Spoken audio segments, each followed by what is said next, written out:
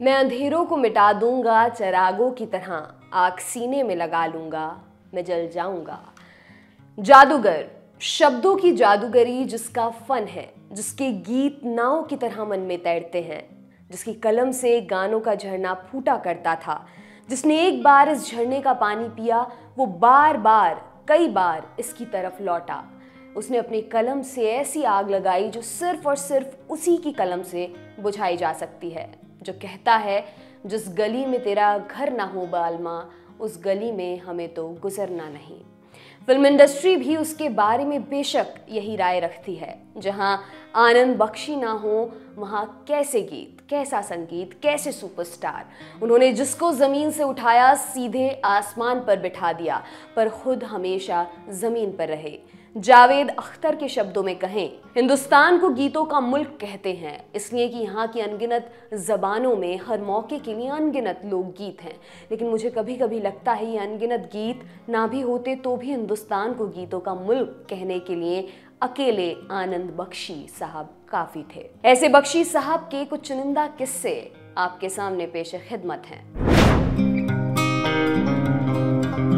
1930 में रावलपिंडी में जन्मे आनंद बख्शी को पिंडी से बड़ा प्रेम था। उन्होंने जो कुछ भी लिखा उसका श्रेय सिर्फ और सिर्फ उन 17 सालों को देते थे जो पाकिस्तान में गुजरे। 7वीं पास बख्शी साहब ने भाषा, शब्दकोश और शब्द बरतने की कारीगरी वहीं सीखी, वही पूरे जीवन काम आई। उसी के सहारे 4 दशकों का लंबा करियर और 4000 से ज़्यादा गाने बड़ी सहजता से लिख गए। रावलपिंडी के लिए वो कहते हैं, याद पिंडी की आती है अब किस लिए, मेरी मिट्टी थी झेलम में वो बह गई, रास्ते में खड़ी हो गई सरहदें, सरहदों पर खड़ी बेबसी रह गई।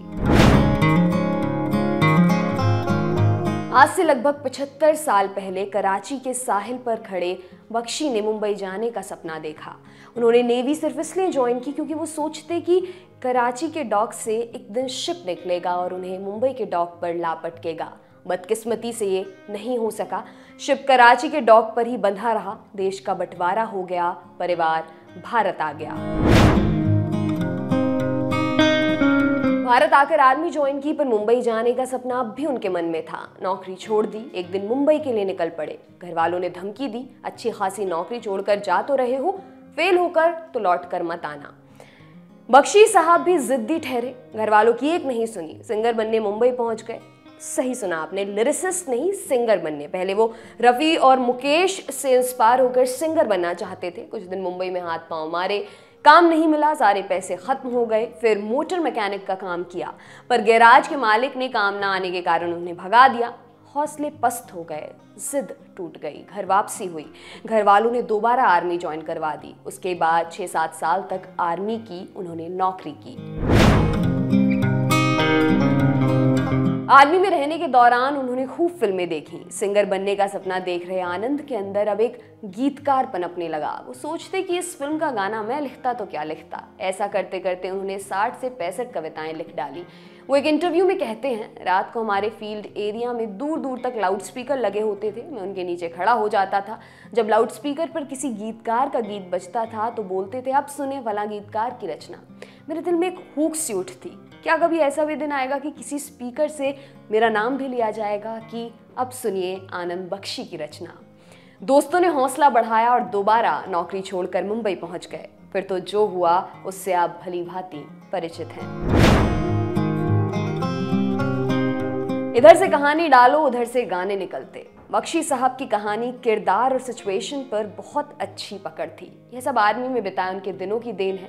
वो फिल्म देखकर आर्मी बैरक वापस आते तो उसके सारे गाने फिल्म की कहानी और परिस्थिति के अकॉर्डिंग अपने लफ्जों में लिखते। फिल्मों में गाने लिखने के दौरान भी वो सिर्फ सिचुएशन नहीं, पूरी कहानी सुनते, तब जाके गाने लिखते।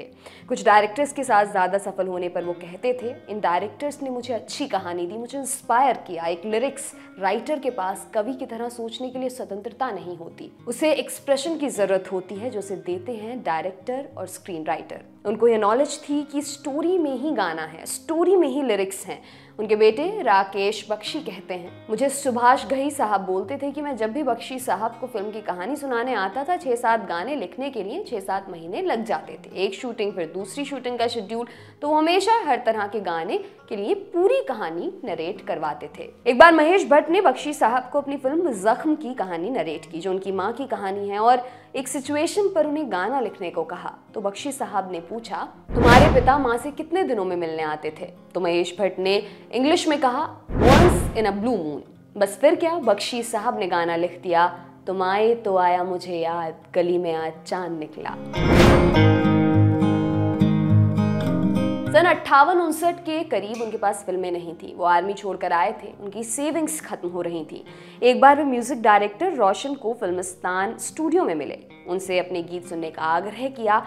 बहुत मनोवल के बाद रोशन साहब माने और उन्हें दूसरे दिन 10 बजे अपने घर सांता क्रूज बुलाया। बख्शी साहब घर चले गए। वो उस समय एक टिकट कलेक्टर के साथ बोरीवली में रहते थे।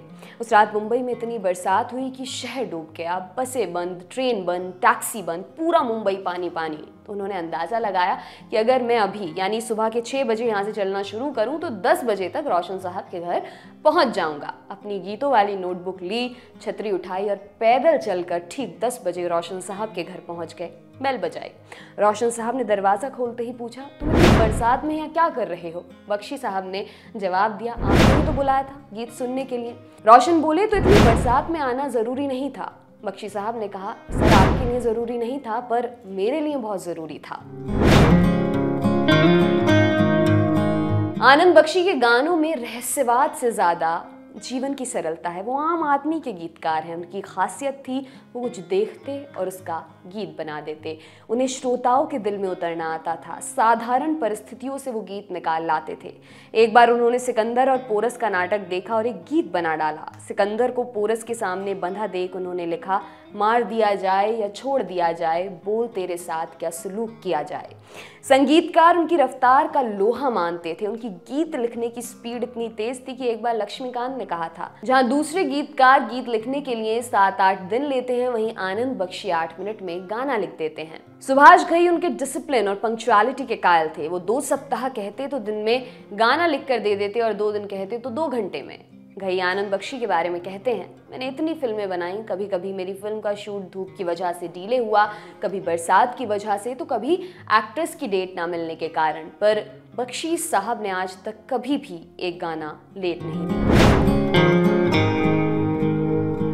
मिलन लुथरिया ने एक फिल्म बनाई, कच्चे धागे। फिल्म में म्यूजिक दिया नुसरत साहब ने। यह उनकी बॉलीवुड में आखिरी फिल्म थी। गीत लिखे आनंद बख्शी ने। नुसरत साहब और आनंद बख्शी पहली बार एक साथ काम कर रहे थे। जब नुसरत साहब कच्चे धागे का म्यूजिक देने भारत आए तो लगभग 1 महीने के लिए होटल में रुके। उस वक्त उनका वजन बहुत था, वो बहुत ज़्यादा कहीं आ जा नहीं सकते थे। उन्होंने बख्शी साहब को कहलवा भेजा कि वो होटल ही आ जाएं। बख्शी साहब को नुसरत ईगोइस्टिक लगे। इधर बख्शी कुछ लिख कर भेजते, नुसरत उसे रिजेक्ट कर देते। उधर नुसरत कोई धुन बनाकर भेजते तो बख्शी उसे रिजेक्ट कर देते। 15-20 दिनों तक यही सिलसिला चलता रहा।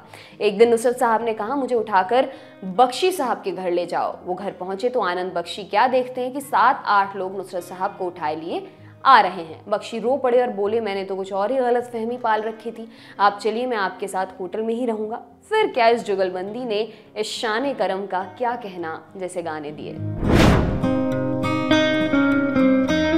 आनंद बख्शी को फिल्म फेयर नॉमिनेशंस मिले पर अवार्ड सिर्फ 4। उनके बेटे राकेश बख्शी बताते हैं, क्या उन्हें इसका मलाल है? ये पूछने पर वो कहते, ये जो 4 अवार्ड हैं मेरे जाने के बाद, इनसे तुम अपना घर सजाना। मुझे जो अवार्ड चाहिए था वो मिल गया है। और फिर एक किस्सा सुनाते। बहुत साल पहले मुझे एक शख्स ने चिट्ठी लिखी थी। मैं अपनी ज़िंदगी से तंग आ गया था। मेरे पास काम नहीं था, आमदनी नहीं थी, मुझे पता नहीं था घर वापस कैसे जाऊं। तो मैंने सोचा रेलवे ट्रैक पर लेट जाऊं। मैं गया और रेल की पटरी पर लेट गया। ट्रेन का इंतज़ार करने लगा। ट्रेन आएगी, मैं इन सब से मुक्त हो जाऊंगा। पर ऐसा हुआ कि उसी रेलवे ट्रैक के किनारे एक बस्ती थी। वहां से रेडियो की आवाज़ आई और मेरे कानों में पड़ी, गाड़ी का नाम न कर बदनाम, पटरी पे रख के सर को, हिम्मत न हार कर इंतज़ार, लौट जाएं घर को। और मैं घर लौट गया। आनंद बख्शी कहते हैं, वो अवार्ड है जो मैं अपने अगले जन्म में लेकर जाऊंगा और यह 4 मैं तुम घर वालों के लिए छोड़ कर जाऊंगा। आनंद बख्शी के गानों ने बहुत एक्ट्रेस को सुपरस्टार बनाया, पर राजेश खन्ना को तो सफलता के पर लगा दिए। आराधना फिल्म के गानों के चलते ही उन्होंने अपना स्टारडम हासिल किया। जब बख्शी साहब की डेड बॉडी घर में पड़ी थी तो उनसे किसी ने पूछा, काका आप यहाँ क्या कर रहे हैं, आप तो किसी के फ्यूनरल पर नहीं जाते। उन्होंने कहा, जो आदमी लेटा है ना, इसने मेरी जिंदगी बना दी। जब आनंद बख्शी साहब को दूसरी बार हार्ट अटैक आया, वो हॉस्पिटल में थे। डॉक्टर ने कहा पेसमेकर लगाना पड़ेगा और उन्हें सलाह दी कि सिगरेट, पान, तंबाकू और शराब छोड़ दें। जब डॉक्टर चला गया तो आनंद बख्शी ने कहा, यह डॉक्टर उल्लू का पट्टा है, बेवकूफ़ है, ये नहीं जानता मेरी जान मेरी सिगरेट, तंबाकू या शराब ने नहीं ली है, मेरी जान मेरे गानों ने ली है। आपके लिए ये सारी जानकारी इकट्ठा की है हमारे साथी अनुभव ने। मेरा नाम है दिव्यांशी। देखते रहिए लल्लन टॉप सिनेमा। शुक्रिया।